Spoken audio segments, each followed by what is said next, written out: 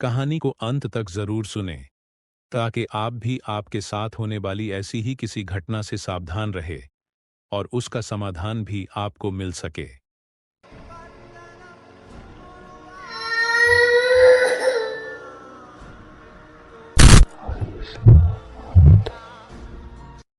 कि इस जगह की जो कहानी है वो आज की नहीं बल्कि आज से 30 साल पुरानी है और पिछले 30 सालों से ये जगह ऐसे ही बनी हुई है। इस जगह को कई बार बेचने की काफी कोशिश भी की गई है, लेकिन कोई भी इसे खरीद नहीं पाता है। जैसे ही इस मकान के अंदर जाते हैं तो एक अजीब ही ऊर्जा का वहां पर वातावरण बन जाता है और उस नेगेटिव एनर्जी से आदमी का सांस लेना भी मुश्किल हो जाता है। तो ये कहानी सुमित्रा नाम की महिला की है जो कि अब इस दुनिया में नहीं है। उस महिला के साथ जो हुआ वो किसी के भी रोंगटे खड़े कर देगा। आज से लगभग 30 साल पहले पुलिस स्टेशन में एक फोन आया। जब पुलिस वालों ने वह फोन उठाया तो वहां से कोई आवाज नहीं आई। शायद कोई प्रैंक कॉल कर रहा होगा, यह सोचकर उन्होंने वह फोन रख दिया। लेकिन फिर थोड़ी देर बाद दोबारा पुलिस को फोन आया। पुलिस ने जब फोन उठाया तो दोबारा वहां दूसरी तरफ से कोई आवाज नहीं आई। पुलिस वालों ने इस बार भी फोन रख दिया। यह सिलसिला लगभग 4-5 बार तक ऐसे ही चला रहा और फिर आखिरकार पुलिस वालों को लगा कि नहीं, यह कोई मजाक नहीं कर रहा, बात जरूर कोई सीरियस हो सकती है। उन्हें लगा कि यह फोन जिसने किया होगा वो शायद गूंगा हो, इसलिए वह कुछ बोल नहीं रहा। इसलिए पुलिस वालों ने वह नंबर ट्रेस किया। नंबर ट्रेस करने से उन्हें सावित्री नाम की महिला के घर का पता चला और वह सीधा सावित्री के घर पर पहुंच चुके थे। उन्होंने वहां पहुंचकर देखा कि आसपास बहुत बड़ी बड़ी झाड़ियां उग आई थी और ऐसी जगह पर किसी का रहना असंभव है। इसलिए उन पुलिस वालों ने आस पड़ोस के लोगों से पूछताछ की। लोगों ने यह बताया कि यह घर खाली है और यहाँ फिलहाल कोई नहीं रहता। पहले यहाँ पर एक पति पत्नी रहते थे, लेकिन उनकी बेटे की मौत हो गई। इस वजह से उस महिला का पति उसे छोड़कर चला गया और फिर कुछ समय बाद शायद पत्नी भी यहाँ से चली गई। पुलिस वाले वहां से जाने के लिए सोचने लगे, लेकिन फिर तभी उन्होंने सोचा कि अगर यहाँ कोई नहीं रहता तो फिर वह फोन किसने किया। हो सकता है कि किसी को किडनैप करके इस घर के अंदर रखा हो और उसने मदद मांगने के लिए फोन किया हो। यह सोचकर वह लोग उस घर के अंदर जाने की कोशिश करने लगे। वहां पहुंचने ही उन पुलिस वालों ने सबसे पहले जो चीज नोटिस की थी वह थी वहां का तापमान। जहां उस समय गर्मी थी वहीं उस जगह का तापमान काफी ठंडा था। खैर, उन लोगों ने सोचा कि शायद यहाँ बहुत पेड़ पौधे हैं, इसलिए यहाँ का तापमान इतना कम है। उन लोगों ने बाहर से उस घर के अंदर जाने के लिए रास्ता देखा तो पाया कि घर के सभी खिड़की दरवाजे अंदर से बंद थे। यहाँ तक कि घर की सभी खिड़कियों पर बहुत मोटी मोटी धूल की परत जमी हुई थी, जिस वजह से अंदर का कुछ साफ दिखाई भी नहीं दे रहा था। वे सारे उस घर में घुसने के लिए किसी रास्ते को ढूंढने लगे, लेकिन जब उन्हें कुछ नहीं मिला तो उन्होंने घर के सामने का लकड़ी का वह मोटा दरवाजे को खोलने की कोशिश की। वह दरवाजा भी अंदर से लगा हुआ था, ऊपर से दरवाजा बुरी तरह से जाम था। वह लकड़ी का दरवाजा पूरी तरह से फूल चुका था क्योंकि शायद वह काफी लंबे समय से इस्तेमाल नहीं हुआ था। लेकिन पुलिस वालों ने जैसे तैसे जोर लगाकर वह दरवाजा तोड़ ही दिया। अंदर कदम रखते ही उन्होंने महसूस किया कि यहाँ का तापमान बाहर से भी कम था।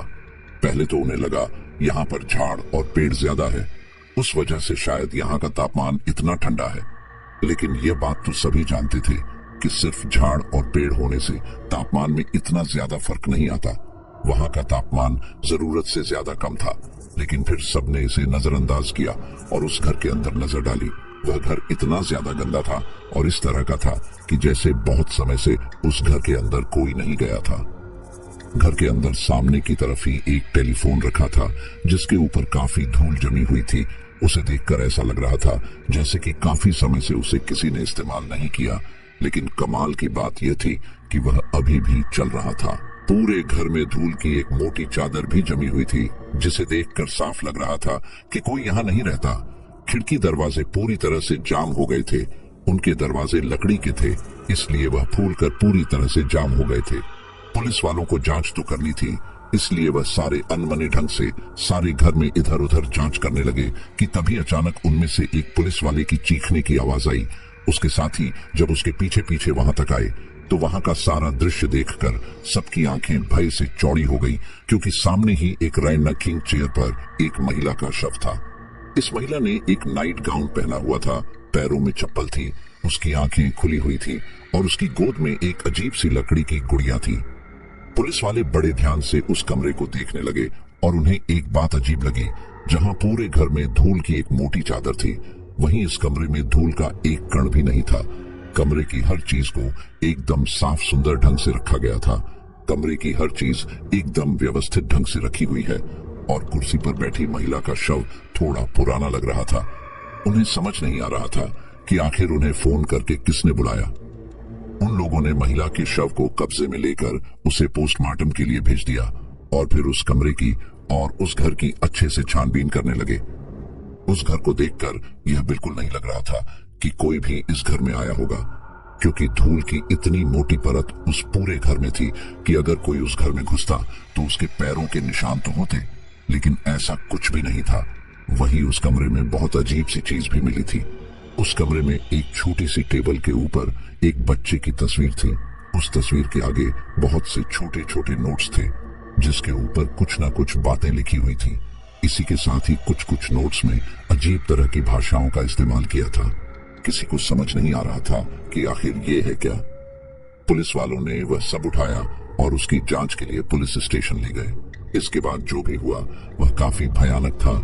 इस केस के लिए जो भी पुलिस वाले उस घर में गए थे, उन्हें बहुत अजीब से सपने आने लगे थे, जैसे कि कोई उनके पीछे पड़ा है। इन सपनों के कारण वे लोग ढंग से सो नहीं पा रहे थे, जिसके कारण वह मानसिक रूप से परेशान रहने लगे। उस महिला के केस की छानबीन शुरू हुई। पता चला कि उस महिला का नाम सुमित्रा था और यह शव उसी का था। यह शव लगभग 1.5 से 2 महीने पुराना था और उस घर में किसी के भी जबरदस्ती घुसने के निशान नहीं थे। जबरदस्ती से छोड़ो, किसी के भी घुसने के निशान नहीं थे। वहां पर उनके अलावा किसी का भी फिंगरप्रिंट नहीं था, जबकि वह फोन इस लाइन से आया था जिसके ऊपर धूल की एक मोटी परत जमी हुई थी। यह सब सुनकर पुलिस वाले काफी हैरान रह गए। उन्हें समझ नहीं आ रहा था ये कोई सामान्य केस है भी या नहीं, लेकिन पुलिस सुपरनैचुरल चीजों में विश्वास नहीं करती। पुलिस को उस घर से कुछ सामान मिला था और वह सामान कोई सामान्य सामान नहीं बल्कि काले जादू का सामान लग रहा था। क्या हुआ था सुमित्रा के साथ उस घर में और क्यों उसका शव ऐसे पाया गया और उसके परिवार वाले कहाँ थे, यह सब जानने के लिए हमें कुछ समय पहले जाना होगा। दरअसल सुमित्रा की शादी विनोद से हुई थी। विनोद काफी समझदार और सभ्य किस्म का इंसान था। वे दोनों चाहते थे कि उनका काफी बड़ा और हंसता खेलता परिवार हो, इसलिए वे दोनों बहुत लगन से इसके लिए पैसा जुटा रहे थे। उनकी शादी के कुछ समय बाद सुमित्रा ने रवि को जन्म दिया। रवि के जन्म से वे दोनों काफी खुश थे। रवि के जन्म के कुछ समय बाद उन दोनों ने एक बड़ी सी जगह खरीद ली थी। उन दोनों ने सोच लिया था कि आगे जब उनका परिवार बड़ा होगा तो उसके लिए यह बिल्कुल सही रहेगा। वैसे तो वह जगह काफी बड़ी थी, लेकिन वहां पर सिर्फ 2 मंजिला एक मकान था। दोनों पति पत्नी ने सोचा कि अभी तो इनका परिवार छोटा है, इसलिए ज्यादा बड़े घर की इतनी जरूरत नहीं है, लेकिन जब इन्हें ज्यादा बड़े घर की नीड होगी तब यह लोग यहाँ पर और कमरे बनवा लेंगे। ये सोचकर उन लोगों ने वह जगह खरीद ली। वह जगह बड़े होते रवि के लिए बिल्कुल सही थी, क्योंकि उसे वहां खेलने के लिए बहुत बड़ी जगह मिल रही थी और उनके भविष्य में होने वाले परिवार के लिए भी बिल्कुल सही जगह थी। क्योंकि अभी रवि बहुत छोटा था, इसलिए उन्होंने सोचा कि पहले रवि का ही अच्छे से ख्याल रखते हैं, उसके बाद आगे की प्लानिंग करेंगे। इसलिए वह दोनों मिलकर रवि का बहुत अच्छे से ख्याल रख रहे थे। सुमित्रा और उसके पति का व्यवहार पड़ोसियों और रिश्तेदारों से काफी अच्छा था। ये सभी मिलजुल कर रहते थे। सुमित्रा एक हाउसवाइफ थी, इसलिए पति के जाने के बाद वह घर पर ही अपने बच्चे का ख्याल रखती थी। उनका जीवन एकदम सामान्य ढंग से ऐसा ही चल रहा था कि तभी एक दिन उसके पति के जाने के बाद सुमित्रा का बेटा खेलने के लिए घर से बाहर निकला। हालांकि सुमित्रा ने जाने से पहले कहा था कि वह ज्यादा दूर न जाए, बल्कि यही आसपास ही रहे। उसके बेटे ने हाँ कह दिया और फिर वहां से चला गया, लेकिन फिर वह काफी देर तक घर नहीं आया। वह सुबह का गया हुआ था और अब तक दोपहर होने को आई थी, लेकिन उसका कोई अता पता नहीं था। सुमित्रा को लगा कि शायद वह अपने दोस्तों के साथ खेलने में ज्यादा ही बिजी है, इसलिए उसने भी इसमें कुछ नहीं किया। वो बस अपने घर के काम निपटाने लगी। दोपहर से शाम होने लगी, लेकिन अभी तक उसका बेटा घर नहीं आया था। अब सुमित्रा को चिंता होने लगी थी, इसलिए उसने घर से बाहर निकलकर जिन बच्चों के साथ उसका बेटा खेलता था उन बच्चों से पूछताछ की, मेरा बेटा क्या तुम्हारे घर खेलने आया?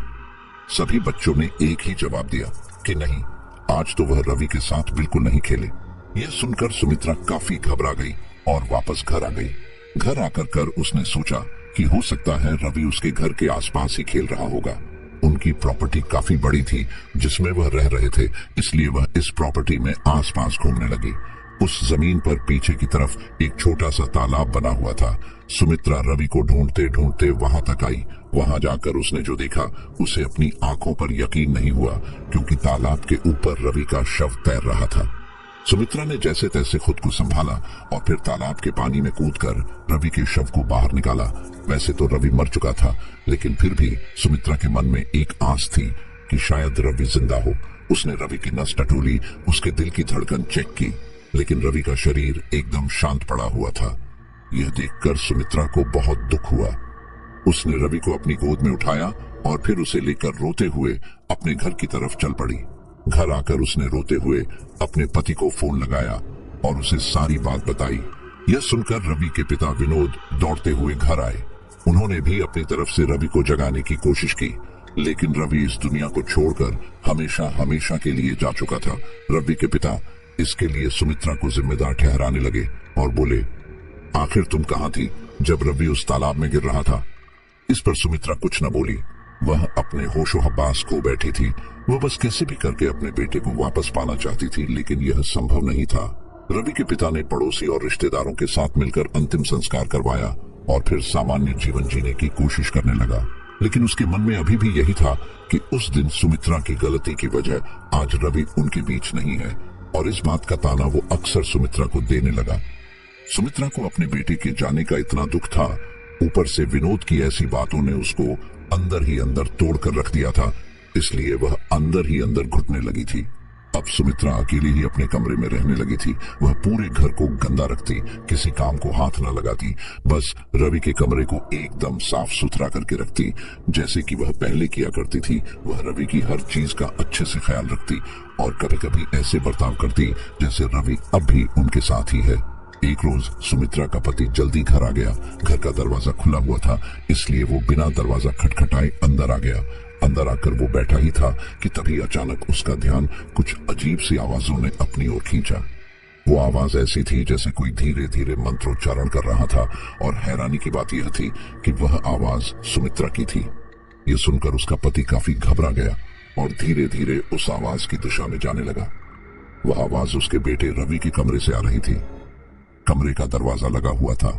यह देखकर उसके पति ने दरवाजे के होल से अंदर की ओर झांका। अंदर का नजारा देखकर उसके पैरों तले जमीन की खिसक गई। कमरे के अंदर सुमित्रा जमीन पर बैठी हुई थी। वह अपने सामने एक गोल घेरा बनाए हुए थी और उस घेरे के चारों ओर मोमबत्ती लगाई हुई थी जो कि जल रही थी, और उस घेरे के अंदर सिंदूर, चावल और भी पता नहीं क्या क्या रखा हुआ था। और इस दौरान सुमित्रा लगातार अजीबोगरीब मंत्र उच्चारण कर रही थी। ये खौफनाक मंजर देखकर उसका पति पहले तो थोड़ा घबरा गया, लेकिन फिर थोड़ी हिम्मत करके उसने दरवाजा खटखटाया। दरवाजा खटखटाने की आवाज सुनकर सुमित्रा का ध्यान भंग हुआ और उसने कहा, कौन है? सुमित्रा का पति बोला, ये मैं हूँ। ये तुम अंदर क्या कर रही हो? दरवाजा खोलो। सुमित्रा बोली, मैं एक जरूरी काम कर रही हूँ, थोड़ी देर में दरवाजा खोलती हूँ, आप बाहर ही बैठिए। उसका पति बोला, सब जानता हूँ कि तुम क्या जरूरी काम कर रही हो, दरवाजा खोलो और बंद करो। यह सब नाटक, यह सब करने से कुछ हासिल नहीं होने वाला। दरवाजा खोलो जल्दी। इसके आगे सुमित्रा कुछ न कह सकी। उसने दरवाजा खोल दिया। दरवाजा खोलते ही उसके पति ने उसे एक जोरदार थप्पड़ मारा और कहा, यह सब क्या नाटक लगा रखा है? अब इसके आगे उसका पति उसे धक्का देते हुए कमरे के अंदर आया और कमरे के अंदर रखी सारी सामग्री को तितर बितर करने लगा। इस दौरान सुमित्रा ने उसे रोकने की बहुत कोशिश की, लेकिन वह नहीं रुका और उसने सारा सामान फैला दिया और सुमित्रा से गुस्से में कहा, इसे साफ करो और आज के बाद दोबारा इस तरह की हरकत की तो मुझसे बुरा कोई नहीं होगा। यह बोलकर उसका पति तो वहां से चला गया और सुमित्रा वह सब साफ करने लगी। अब उसने सोच लिया था कि अगर उसे यह सब करना है तो इसका ध्यान रखना होगा कि उसका पति यह सब करते हुए ना देखे। उस दिन तो सुमित्रा कुछ ना बोली, लेकिन अपने पति के जाने के बाद सुमित्रा ने शायद वह सब दोबारा किया होगा। इसके 2-3 दिन बाद जब सुमित्रा का पति विनोद सो रहा था तो अचानक से उसकी नींद खुली उसने पाया कि सुमित्रा उसके बाजू में नहीं थी। यह देखकर वह कमरे से बाहर आया, यह देखने के लिए कि आखिर सुमित्रा कहाँ है। वह कमरे से बाहर जाकर इधर उधर देखने लगा, लेकिन फिर तभी अचानक उसे रवि के कमरे से दरवाजे के नीचे से कुछ रोशनी बाहर आती दिखाई थी। इसी के साथ कुछ अजीबोगरीब मंत्र उच्चारण की आवाज भी कमरे में से आ रही थी। यह देखकर विनोद का माथा ठनका। वह कमरे की तरफ गया। उसने दरवाजे पर आकर की होल से झांकने की कोशिश की, लेकिन अंदर का कुछ भी दिखाई नहीं दे रहा था। यह देखकर विनोद को काफी गुस्सा आया और उसने दरवाजा जोर जोर से पीटना शुरू किया। उसके ऐसा करते ही अंदर से वह आती मंत्र उच्चारण की आवाज एकदम से बंद हो गई। फिर विनोद ने कहा, सुमित्रा, मुझे पता है कि तुम अंदर ही हो, दरवाजा खोलो जल्दी, बहुत हो गया तुम्हारा नाटक। कुछ देर बाद सुमित्रा ने दरवाजा खोला। अब इससे पहले कि वह कुछ बोलती, विनोद ने उसे पीटना शुरू कर दिया। जब वो उसे मार मार कर थक गया, तब वो बोला, आज के बाद इस घर में ऐसा कुछ किया तो देख लेना, मुझसे बुरा कोई नहीं होगा। सुमित्रा इन सब से काफी डर गई थी, लेकिन उसके मन में अभी भी अपने बेटे से मिलने की इच्छा थी। इसके आगे उसे मारपीट भी कम लगने लगी थी, लेकिन फिर उसने इन सब से निकलने का एक रास्ता खोजा। सुमित्रा ने अगले दिन से विनोद के रात के खाने में नींद की दवाई मिलना शुरू कर दिया। वह खाना खाकर विनोद पूरी रात चैन की नींद सोता, और वहीं सुमित्रा अलग अलग तरह के काला जादू कर अपने बेटे से बात करने की कोशिश करती, लेकिन उसकी कोशिश सफल नहीं हो रही थी। वह विनोद के जाने के बाद हर रोज अलग अलग तरह का काला जादू करने की कोशिश करती। वहीं रात में विनोद के सोने के बाद भी अलग अलग तरह का काला जादू करने की कोशिश करती, लेकिन उसकी कोशिश सफल नहीं हो रही थी। लेकिन हाँ, इसके कारण उसके घर का वातावरण थोड़ा ठंडा जरूर हो गया था, लेकिन सुमित्रा ने इस बात पर कोई ध्यान नहीं दिया। लेकिन विनोद को आजकल अपने घर में कुछ अजीब सा लगने लगा था, जैसे कि कोई उसे छुप छुप कर देखता हो। यह देखकर उसे काफी अजीब लगा, लेकिन उसने इसे अपने मन का वहम ही समझा। लेकिन फिर एक दिन जब विनोद की छुट्टी थी, तो विनोद अपने घर पर आराम से टीवी देख रहा था। इसी दौरान उसे रसोई में से कुछ आवाज आई, जैसे कि कोई आपस में फुसफुसाते हुए बात कर रहा हो। सुमित्रा और विनोद के अलावा उस घर में कोई नहीं था, और सभी लोगों के घर उनके घर से काफी दूर दूर थे। इसलिए विनोद को लगा कि आवाज ऐसे नहीं आ सकती। विनोद अपनी जगह से उठा और किचन की ओर बढ़ गया। किचन में आकर उसने देखा कि किचन में कोई नहीं था, और फिर अगले ही पल उसे गैस लीक होने की गंध आई।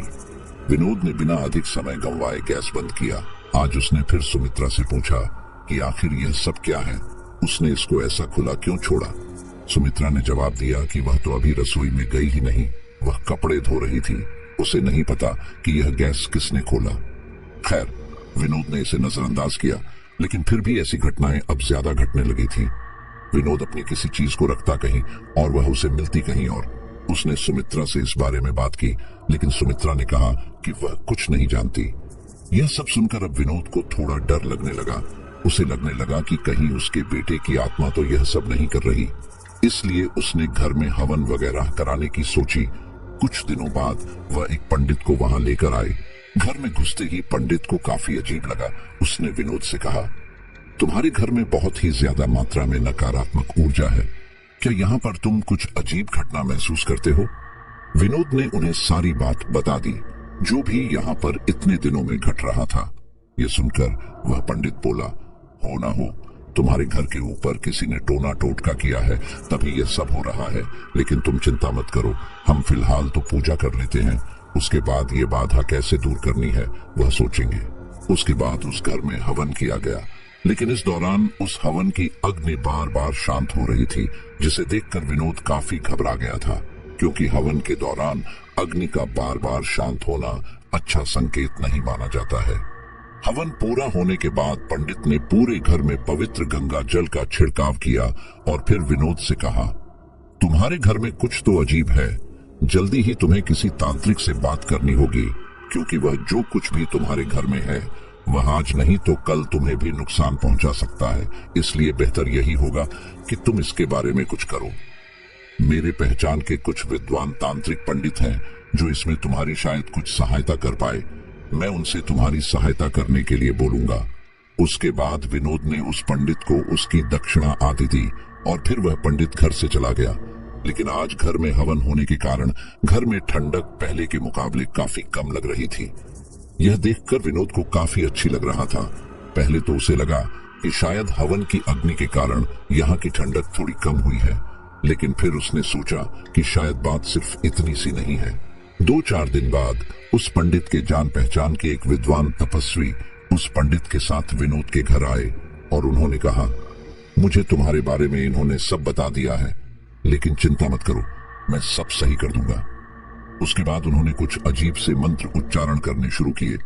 उनके हाथ में कुछ नींबू वगैरह थे, जिनके ऊपर कील लगाकर उन्होंने विनोद को दी और कहा, इसे अपने घर के हर कोने में ले जाकर रख देना और ध्यान रहे इसे वहां से मत हटाना। कल मैं जब यहाँ आऊंगा तब तुम मुझे यह लाकर देना। विनोद ने उनकी बात मान ली और फिर नींबू को घर के सभी कोनों में रख दिया। अगले दिन वह तपस्वी दोबारा वहां आए और विनोद को वह नींबू लाने के लिए कहा। विनोद ने वह नींबू लाकर उन तपस्वी को दिए।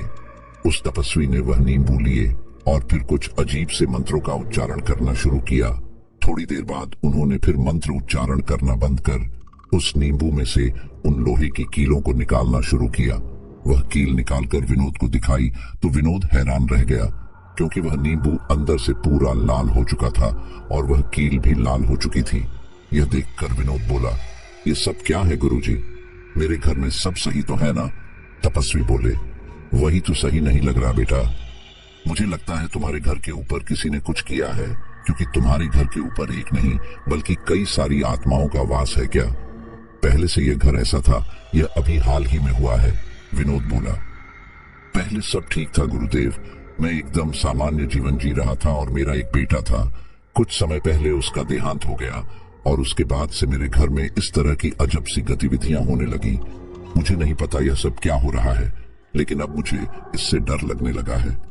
तपस्वी बोले, डरने से कुछ नहीं होगा। देखो, जैसा कि तुमने बताया कि यह सब तुम्हारे बेटे की मौत के बाद से शुरू हुआ है, तो मुझे नहीं लगता कि इसमें किसी बाहर वाले का हाथ है। हो सकता है कि यह तुम्हारे बेटे की आत्मा है जो तुम्हें परेशान कर रही है, लेकिन अब सवाल ये उठता है कि यहाँ आत्माएं एक से ज्यादा हैं, तो अगर एक आत्मा तुम्हारे बेटे की है तो बाकी की किसकी है? यह सुनकर विनोद को कुछ दिन पहले की सारी घटना याद आने लगी कि कैसे सुमित्रा अपने बेटे के कमरे में जाकर अजीब सी हरकतें करती थी। उसने बिना समय गंवाए सारी बात उस तपस्वी को बता दी। तब तपस्वी ने सुमित्रा की ओर देखा और पूछा, तुम क्या करने की सोच रही थी? सुमित्रा ने पहले तो टाल मटोल की, लेकिन फिर उसने आखिरकार सच बोल ही दिया। उसने जो बताया वो सुनकर विनोद काफी हैरान रह गया। सुमित्रा ने कहा, मैं अपने बेटे से बहुत प्यार करती हूँ और उसके बिना नहीं रह सकती, इसलिए मैं चाहती हूँ कैसे भी करके मैं उसे वापस ले आऊं। इसलिए मैंने काले जादू का सहारा लिया। मुझे बड़ी मुश्किल से एक किताब मिली, उसके अंदर कुछ क्रियाएं लिखी हैं। मैं तो वही कर रही थी, लेकिन उसमें से किसी का भी कोई असर नहीं हुआ। मैं अपने बेटे से बात ही नहीं कर पाई, लेकिन इन सब के दौरान इन्होंने मुझे पकड़ लिया। ये सुनकर तपस्वी ने सुमित्रा को समझाया, तुम्हारा बेटा मर चुका है और अब तुम इस तरह की हरकतें करके अपने बेटे को नहीं बल्कि किसी शैतान को जगा रही हो। इसे अभी के अभी बंद कर दो, नहीं तो इसकी कोई भारी कीमत तुम्हें चुकानी पड़ सकती है। उस समय तो सुमित्रा ने हाँ में अपनी गर्दन हिला दी और ज्यादा कुछ नहीं बोली। फिर तपस्वी ने कुछ दिनों में वहां पर एक अनुष्ठान किया। उस अनुष्ठान को करने के बाद तपस्वी बोले, मैंने तुम्हारे घर को पवित्र ऊर्जा से बांध दिया है और तुम्हारे घर के चारों ओर यह पवित्र धागे बांध दिए हैं। अब कोई भी दुष्ट आत्मा तुम्हारे घर में नहीं आ सकती, इसलिए निश्चिंत रहो। यह सुनकर विनोद को बहुत खुशी हुई कि फाइनली अब उसे इन सब से मुक्ति मिल गई। वही सुमित्रा काफी परेशान हो गई थी, क्योंकि उसके हिसाब से वह किसी शैतान को नहीं बल्कि अपने बेटे को ही बुला रही थी, और अगर तपस्वी बीच में नहीं आता तो वह शायद अपने मकसद में कामयाब हो जाती। खैर, तपस्वी के जाने के कुछ दिनों तक तो सुमित्रा ने कुछ न किया। उसने वह घर पर पवित्र धागे बंधे रहने दिए। विनोद भी 3-4 दिनों तक लगातार वह धागे जाकर देखता रहा, इसलिए कि कहीं सुमित्रा ने उसके पीछे वह धागे खोल तो नहीं दिए। लेकिन जब 4-5 दिनों तक भी उसने वह धागे वहीं देखे तो उसने रोज रोज उन्हें चेक करना छोड़ दिया। सुमित्रा ने देखा कि विनोद रोज रोज उन धागों को नहीं देख रहा। तब सुमित्रा ने अपना काले जादू का खेल दोबारा शुरू कर दिया। उसने पिछली बार की तरह इस बार की रात में विनोद के खाने में नींद की दवा मिलाई और फिर उसके सोते ही अपने काले जादू के काम को अंजाम देने लगे। इन सब के कारण उनका घर पहले की तरह होने लगा था। अब वहां का तापमान वापस ठंडा हो गया था। अजीब अजीब सी चीज दोबारा होने लगी थी। यह देखकर विनोद को काफी अजीब लगने लगा कि आखिर ऐसा दोबारा कैसे हो सकता है, लेकिन उसने पहले तो उसे नजरअंदाज किया। लेकिन जब यह सब ज्यादा बढ़ने लगा तो उसने एक दिन घर के सारे कोने में जाकर वह धागे चेक किए तो उसने पाया कि वह धागे वहां से गायब थे। यह देखकर विनोद को बहुत गुस्सा आया कि आखिर सुमित्रा ने उसके पीछे से वह धागे खोल ही दिए। इसके लिए उसने सुमित्रा को बहुत भला बुरा कहा, यहाँ तक कि उस पर हाथ भी उठाया। लेकिन सुमित्रा तो जैसे डीठ हो गई थी। सुमित्रा का पति इन सब से परेशान हो गया था। वह एक सामान्य जीवन जीना चाहता था, लेकिन अब सुमित्रा की इन हरकतों की वजह से वह ऐसा नहीं कर पा रहा था। इसलिए उसने सुमित्रा को तलाक देने का फैसला किया। कुछ ही दिनों में वह सुमित्रा को तलाक देकर दूसरे जगह शिफ्ट हो गया और सुमित्रा वहीं उसी घर में रहने लगी।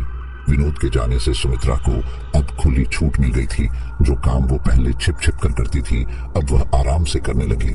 उसके पास जो काले जादू की किताब थी, उसमें देखकर वह अन्य तरह के जादू करने की कोशिश करने लगी, जिससे वह अपने मृत बेटे से संपर्क कर पाए।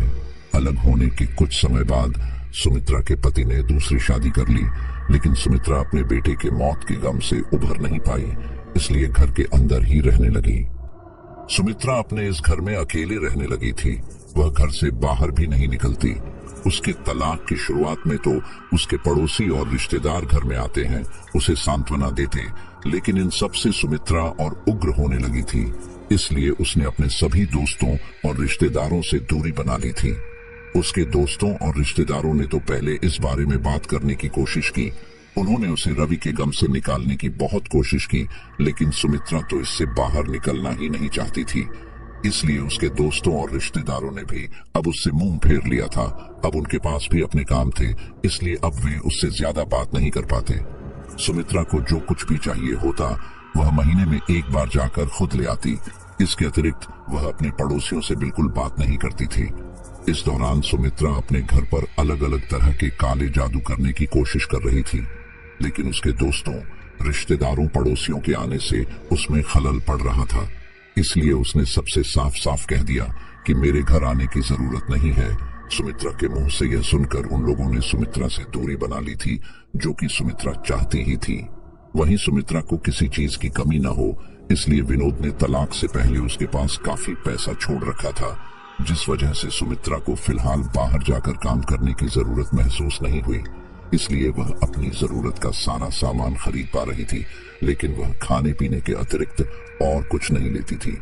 एक आध महीने तक यही सिलसिला चलता रहा और फिर उसने वहां के राशन की दुकान वाले को बोल दिया कि महीने में एक बार वह घर का सारा राशन उसके घर में पहुंचा दे। राशन की दुकान वाले को पैसा मिल रहा था, इसलिए उसने ऐसा ही किया। वह सामान वहां रखता और फिर वहां से पैसे लेकर वह चला जाता। इन सब के दौरान सुमित्रा को उस काले जादू की किताब में सबसे अंतिम पन्ने पर एक खतरनाक काला जादू दिखाई पड़ा। सुमित्रा ने वह करने की सोची और उसे इस बार पूरी उम्मीद थी कि वह अपने मकसद में कामयाब होकर रहेगी।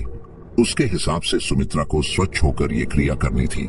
सुमित्रा ने शाम के समय ये क्रिया करनी शुरू की।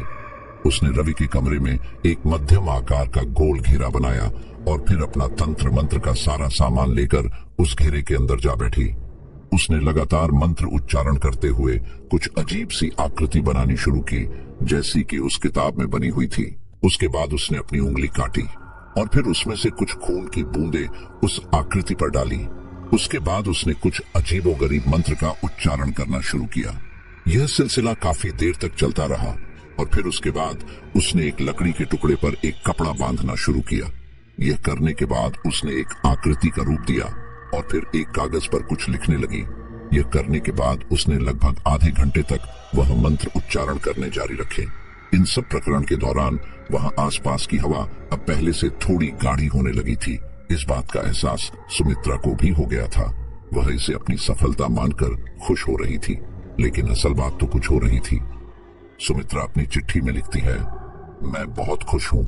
मेरी साधना लगता है सफल हो गई। मुझे इसका आभास हो रहा है। लगता है वह मेरे पास ही है। इस क्रिया के हिसाब से इस क्रिया के साधक को सूरज की रोशनी से दूर रहना था, इसलिए सुमित्रा ने अब घर से बाहर निकलना बिल्कुल ही छोड़ दिया था। इसलिए उसने खाने पीने का सामान घर पर ही मंगाना शुरू कर दिया।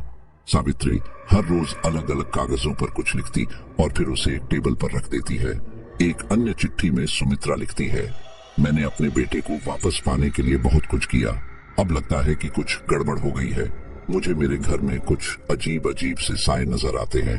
मुझे डर है कि कहीं ये मेरे बेटे को कोई नुकसान न पहुंचा दे। हर रोज सुमित्रा अपना खाना बनाती, खाती और फिर अपने बेटे के कमरे में बैठकर अकेले में बड़बड़ाने लगती। इस दौरान वो चिट्ठियां लिखती और वहीं रख देती। यही उसकी दिनचर्या थी। लेकिन इसके साथ और भी बहुत कुछ था जो सुमित्रा के साथ हो रहा था, जो कि उनकी चिट्ठियों की वजह से पता चला। एक अन्य चिट्ठी में सुमित्रा लिखती है, वो साए जो मेरे घर में है वह मुझे अब नुकसान पहुंचाने लगे हैं और मैं इस बारे में हर किसी को बता भी नहीं सकती, क्योंकि कोई मेरी बात का यकीन नहीं करेगा, क्योंकि वह कोई आम इंसान नहीं है। मुझे डर लग रहा है कि कहीं वह मेरे बेटे को परेशान न करे। मेरा बेटा पहले ही एक बार मौत का अनुभव कर चुका है, अब मैं उसे दोबारा यह ऐसे नहीं देख सकती। मुझे कुछ करना ही होगा। हमेशा अंधेरे में रहने से सावित्री के अंदर नकारात्मकता बढ़ती गई और अब तो उसे अजीब अजीब चीज भी दिखाई देने लगी थी। उसे उसका घर अजीब चीजों से भरा हुआ दिखाई देने लगा था, जिससे वो निराशा से घिर गई थी। इसके बारे में उसने लिखा भी था। सुमित्रा लिखती है, मेरी गलती की सजा मेरे बेटे को मिल चुकी है। मैं ये बिल्कुल नहीं जानती थी कि वह ऐसा कुछ हो जाएगा। मुझे नहीं लगता कि यह मेरा बेटा है। इसने उसे अपने काबू में किया हुआ है और यह सब मेरी गलती की वजह से हुआ है और मैं इसे ठीक करके ही रहूंगी। एक चिट्ठी में सुमित्रा लिखती है, मैंने जो करने की कोशिश की थी वह मैं कर नहीं पाई और अब कुछ और ही है जो मेरे घर पर आ गया है। मेरे समझ में नहीं आ रहा मैं क्या करूं। उसकी कैद में मेरा बेटा है, मुझे उसे बचाना ही होगा, भले इसके लिए मुझे कुछ भी करना पड़े। इसके बाद सुमित्रा ने उस काले जादू की किताब में से कोई नई क्रिया करने की सोची।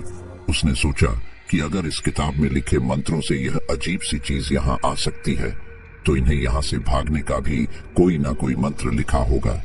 ये सोचकर उसने उसमें लिखी कुछ साधनाओं को करने की सोची, लेकिन यहाँ पर सब कुछ उल्टा हो गया, क्योंकि उसने जो भी तांत्रिक क्रियाएं की थी उसमें से और भी ज्यादा भयानक नकारात्मक शक्तियां आने लगी, जिससे यह घर अब पहले से ज्यादा भयानक होने लगा था। घर का तापमान इतना ज्यादा गिर गया था कि जैसे हिमालय की ठंड में बैठे हों।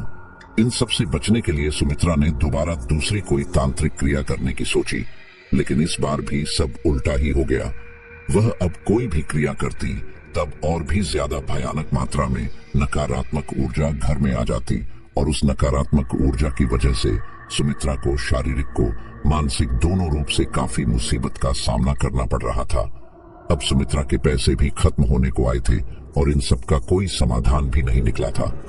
इन सब के कारण सुमित्रा इतनी बुरी तरह से टूट चुकी थी, उसने जीने की आस ही छोड़ दी थी। इसलिए अब उसने खाना पीना बिल्कुल छोड़ दिया था और वैसे भी अब घर में खाने पीने के लिए भी कुछ नहीं था, इसलिए वह काफी दिनों तक ऐसे ही भूखी प्यासी रही।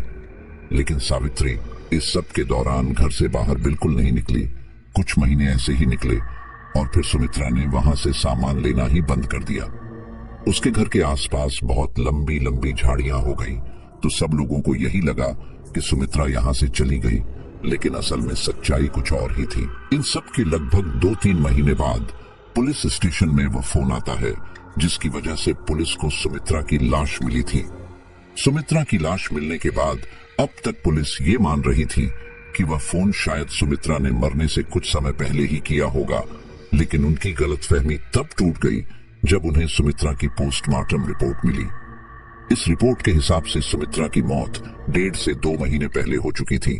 तो अब सवाल यह था कि अगर सुमित्रा की मौत 2 महीने पहले हो चुकी थी तो आखिर वह फोन किसने किया। और फिर सबसे बड़ी बात, सुमित्रा ने जो आखिरी चिट्ठी लिखी थी जिसमें लिखा था, मेरे प्यारे रवि, मुझे माफ कर दो, मुझे माफ कर दो, मुझे ये इस तरह से नहीं होने देना चाहिए था। मैं अब यहां से जा रही हूं, मैं तुम्हें अब अपने में नहीं रहने दूंगी। यू इविल क्रिएचर, माँ तुम्हारे पास आ रही है मेरे प्यारे बेटे, माँ तुमसे प्यार करती है।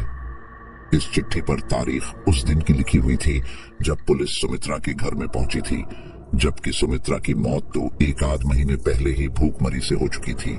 यह केस पुलिस के लिए बहुत ही ज्यादा रहस्यमयी बनता जा रहा था। उन लोगों ने इस केस की तह तक जाने का सोचा और वहां से मिला सारा सामान कुछ पैरानॉर्मल एक्सपर्ट को दिखाया। उन लोगों ने इन सब सामान को देखकर जो कुछ बताया वह सब बहुत शॉकिंग था। उन्होंने बताया, हो ना हो ये महिला सुमित्रा अपने बेटे को वापस पाना चाहती थी, इसीलिए उसने ये सब किया।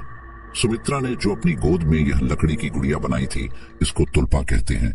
ये एक तरह की डॉल है जो तिब्बत में अपने मृतक परिजनों से बात करने के लिए बनाई जाती है। इसे बनाते समय काफी सारी ध्यान रखना पड़ता है। अगर यह गलत बन जाए तो इसका परिणाम काफी भयानक हो सकता है। शायद सावित्री के केस में भी यही हुआ होगा। सावित्री ने तुल्पा बनाई तो, लेकिन इसमें उसके बेटे की जगह और कोई शक्तियां और ताकत इससे प्रभावित हो गई और अब वह इस घर के अंदर है। इस गुड़िया को बनाते समय अलग अलग भाषाओं में निर्मित जैसे शब्द लिखने पड़ते हैं। यहाँ सावित्री ने भी ऐसे ही कुछ शब्द लिखे हुए थे जो कि आप इन चित्रों में साफ देख सकते हैं। यह बाकी की चिट्ठियां सावित्री ने अपने बेटे के लिए लिखी थी कि वह शायद ये पढ़ रहा होगा। अभी हम कह नहीं सकते कि उसने ये पढ़ी थी, लेकिन सब हमारे काम आ गई। इन सब चिट्ठियों में सुमित्रा की पीड़ा और उसके किए गए सब टोटकों के दुष्परिणाम उसने खुद लिखे हैं। पुलिस को उनके कुछ सवालों के जवाब मिल चुके थे, लेकिन अभी भी कुछ सवालों के जवाब बाकी थे और वह सवाल आज भी वैसे के वैसे ही हैं। जैसे कि अगर सुमित्रा मर चुकी थी तो वो आखिरी चिट्ठी किसने लिखी? सुमित्रा के घर से वह फोन किसने किए जबकि वहां पर अंदर घुसने की कोई भी निशान नहीं थे? पुलिस भी अंदर दरवाजा तोड़कर घुसी थी क्योंकि दरवाजा खुल ही नहीं रहा था। मान लो वह चिट्ठियां सुमित्रा ने ही अपनी मौत से पहले लिखी थी, तो फिर उसे कैसे पता था कि उसी दिन पुलिस वहां आएगी? सारे घर में धूल की एक मोटी परत जमी हुई थी, लेकिन रवि का कमरा एकदम चकाचक था। वो कैसे? क्योंकि सुमित्रा की मौत हुए कई दिन हो चुके थे। तो फिर ऐसे में उस कमरे की सफाई कौन कर रहा था? उस कमरे में थोड़ी बहुत धूल मिट्टी तो होनी चाहिए थी, लेकिन ऐसा बिल्कुल नहीं था।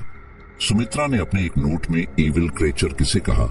उन पुलिस वालों ने बताया कि उन्हें उस घर में कुछ अजीब सा एहसास हुआ था, मानो वहां उनके अलावा भी कोई था, कोई अदृश्य खतरनाक शक्ति जो उन्हें ही देख रही थी। सच में कोई था या फिर यह सब सिर्फ पुलिस वालों का वहम था? ऐसे ही कई सारे सवाल थे जो पुलिस के दिमाग में आ रहे थे, लेकिन उन सवालों के जवाब नहीं मिल रहे थे। इसके दौरान जो भी पुलिसकर्मी इस केस पर काम कर रहे थे, जो इस घर के अंदर गए थे, उन सबको डरावने सपने आने लगे थे। इन सब से परेशान होकर एक महिला पुलिसकर्मी ने, जो उस दौरान उस घर में गई थी, उसने अपना घर पता सब बदल लिया था ताकि वह और परेशान ना हो। इस केस के लिए जानकारों ने जो थ्योरी दी, पहली ये कि सुमित्रा सच में पागल हो गई थी और इसी पागलपन में उसने खाना पीना छोड़ दिया, जिससे उसकी मौत हो गई थी। कुछ समय बाद किसी को उसका शव मिला, लेकिन वो ये नहीं चाहता था कि उसका नाम आए, इसलिए उसने पुलिस को इस तरह के काई नल किए। दूसरी थ्योरी ये थी कि सुमित्रा का किया वो तंत्र मंत्र सच में काम कर गया था, जिसने उसे बाद में नुकसान पहुंचाया। पुलिस ने इसमें पहली थ्योरी को सही माना क्योंकि कानून काले जादू वगैरह में नहीं मानता। कुछ समय बाद इस केस को बंद कर दिया गया। वह घर आज भी वैसे ही है, पूरी तरह से बंद। उस घर को कोई भी खरीदना नहीं चाहता।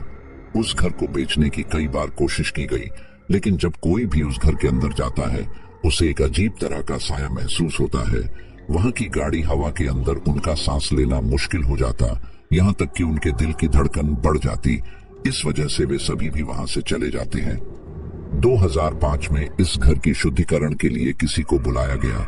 घर के अंदर से बाहर आने पर उसने कहा, मैं अपने जीवन में ऐसी बहुत सी अजीब जगह पर जा चुका हूँ, लेकिन उनमें से किसी में भी मुझे इस तरह की शक्ति का आभास नहीं हुआ जिस तरह की शक्ति का आभास इस घर में हुआ था। मेरी सांस बहुत तेज चल रही थी और मेरा दिल जोरों से धड़क रहा था। इस घर के अंदर ज्यादा देर रहना मुझे सही नहीं लगा। उसने आगे कहा, इस घर में जो कुछ भी है हर कमरे में अलग अलग है, लेकिन इतना पता है कि घर के हर कमरे में अलग अलग तरह की नकारात्मक ऊर्जा है जो कि बहुत शक्तिशाली है। हमें नहीं पता कि इस घर के अंदर किस तरह की नकारात्मक ऊर्जा है, लेकिन मैं सबसे यही कहूंगा कि इस घर के अंदर कोई न जाए और इस घर की एकदम अच्छे से जांच की जाए। किसी अच्छे बड़े तांत्रिक को बुलाकर इस घर का शुद्धिकरण कराया जाए। तो साथियों, हमारी आज की ये स्टोरी यहीं पर कंप्लीट होती है। अगर आपको ऐसी ही कहानियां सुनना पसंद है तो आप हमारे YouTube चैनल को सब्सक्राइब जरूर करें।